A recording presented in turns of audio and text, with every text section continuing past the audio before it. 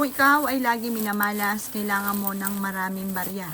Makakatulong ang barya na pantaboy ng kamalasan. Or kaya po parang piling ninyo mailap ang swerte. Ikaw po ay maghanap ng mga barya at makakatulong po ito para ang swerte ay mismong lumapit sa inyo. Magtatawag po ito ng maraming swerte mga bossing. Ang kailangan lamang po ninyo ay hugasan nyo po ito yung barya na gagamitin nyo sa pampaswerte at ibilad siya sa sinag po ng araw. Kapag naibilad na po siya sa umaga nyo siya gagawin ng alas 7 ng umaga at ang pagbibilad ay alas 8 ng umaga. Pag ito'y natuyo na mga bossing ko, ang gagawin nyo ay pagsamasamahin nyo po siya.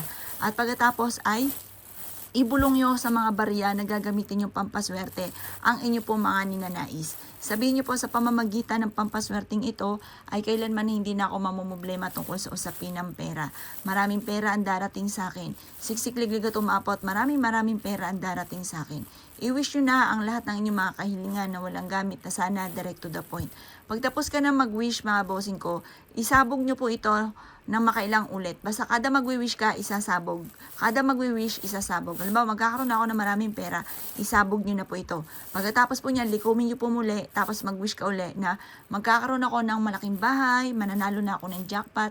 Tapos kada magwi-wish, bawat isang wish, sabog. Ang ibig sabihin po ng laginsing o kalansing ng ating barya, yan po ay nagtatawag na swerte at nagtataboy ng malas. Mainam na gawin nyo po ito na ikaw ay naniniwala at may positibong pananaw sa buhay. Kasi once ikaw ay positive din talaga ang mga nagaganap. Lalo na tungkol sa usapin ng pera or pantaboy ng mga kamalasan. Kapag inisip mo na malas ka, lalong titindi ang mga kamalasan.